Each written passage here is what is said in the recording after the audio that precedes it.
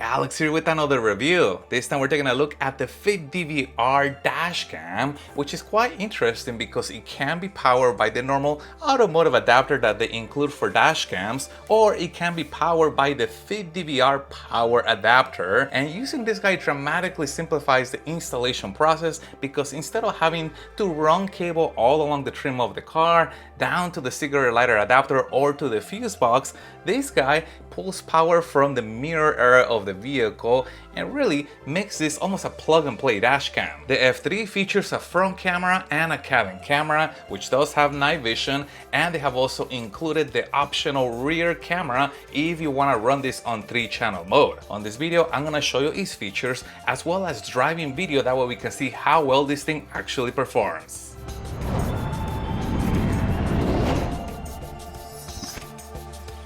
And I place a link in the description down below to this dashcam if you'd like to get one for yourself. And starting off with mounting, I'm gonna go ahead and peel this back. Then I'm gonna place this on my windshield. The mount allows for quite a bit of flexibility as far as moving the dashcam, either aiming it up or down, or turning it either left to right, which can be handy if you're trying to capture somebody coming from either direction. And the mount also supports removing the dashcam from the vehicle's windshield if needed. And they included 64GB memory card, however this supports up to 512GB of memory. And for power, they have included this automotive adapter. However, instead of using this adapter, I'm gonna use my FitDVR power adapter that comes with the shorty cable. I can plug that guy into here, and what this does, this simplifies the dashcam installation because now I can just plug this into here as opposed to running cable all over the vehicle, and I am up and running in just a few minutes. And this adapter works with many different vehicles and installation is fairly quick. If you guys want to see my full review video for it so you can see how it works, I'll put a link to that in the description down below. And the rear camera is meant to be installed on the inside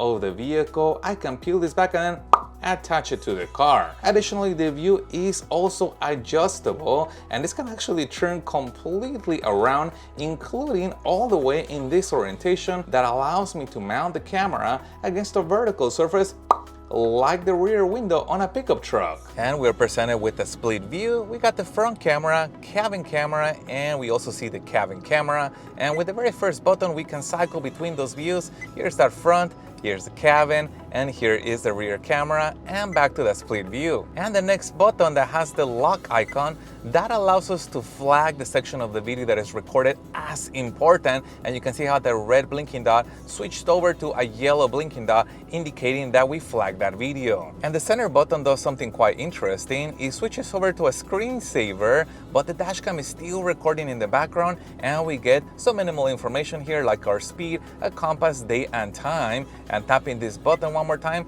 returns us back to that split view. And to play back the videos, that is done with this button right here. And what they done, they sorted them out into different folders. You got front video, cabin video, and rear camera video. Let's take a look at the front. I'm gonna hit OK, and here is the list of videos for the front, and I'm gonna hit OK on there one more time. You get a preview of that video, and if you tap this, it begins to play the video back.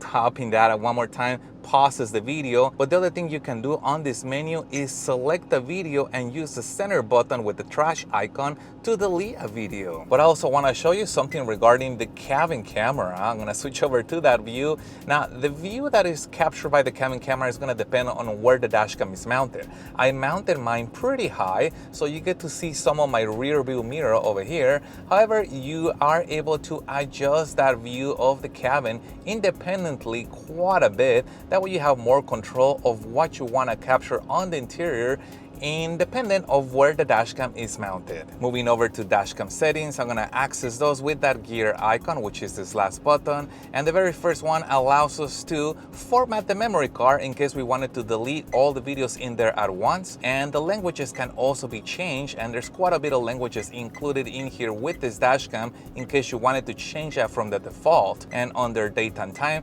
there are actually quite a bit of adjustments on here. Now, the time and date can be acquired from the GPS automatically, so I'm gonna leave that on.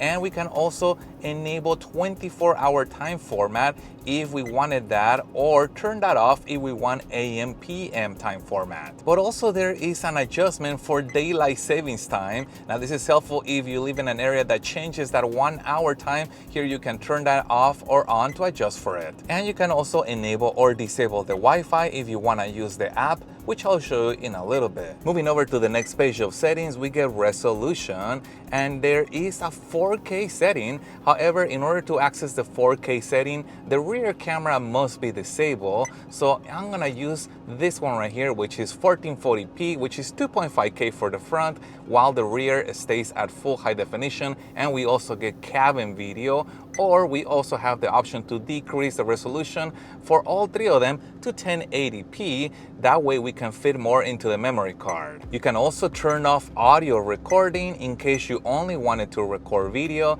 And notice that's interesting that it says close or open. And sometimes I've seen this on some dashcams. The translation is kind of interesting.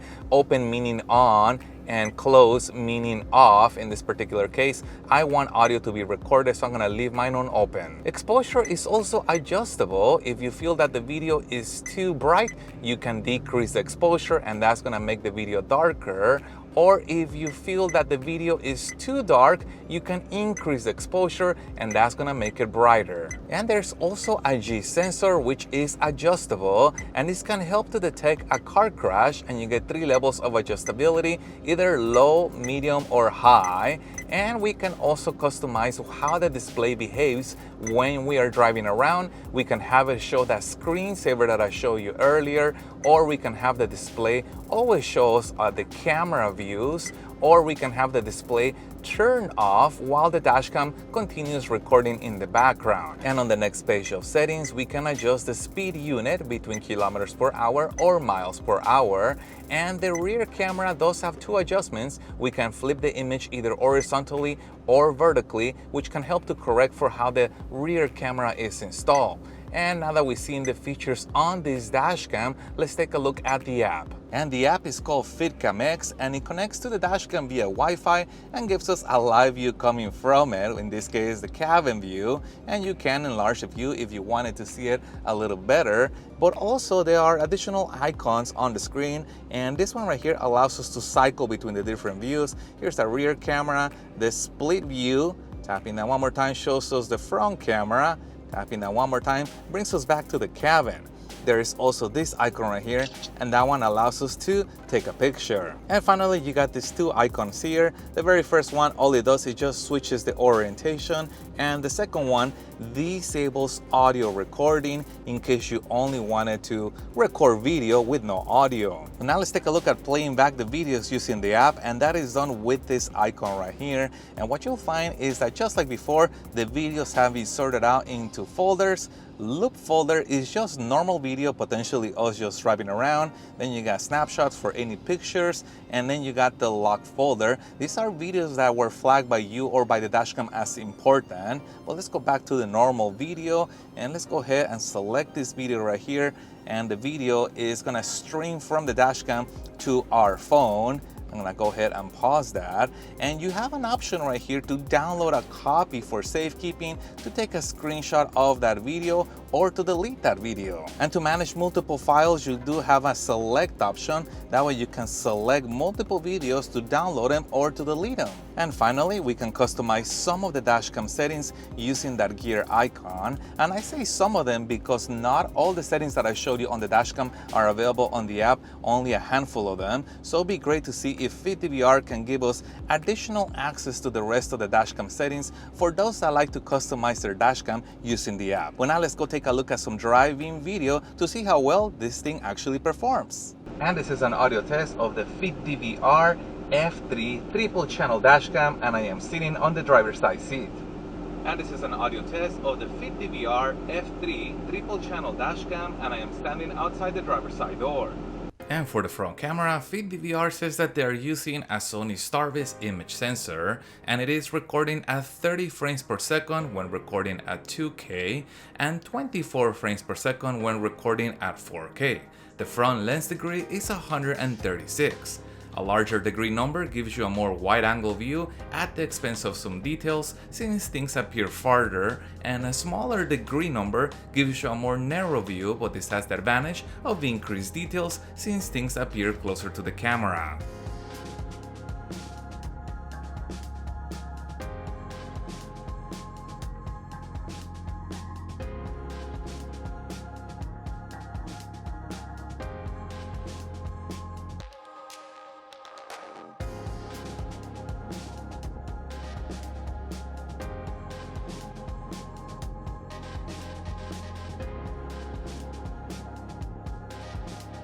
The cabin is recorded at 20 frames per second and has a lens degree of 140. And at night there is night vision support using infrared lighting.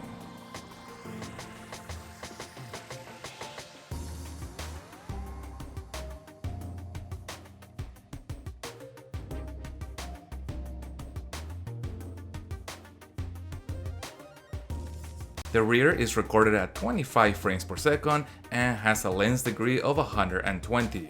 And finally, the file format for the videos is MP4.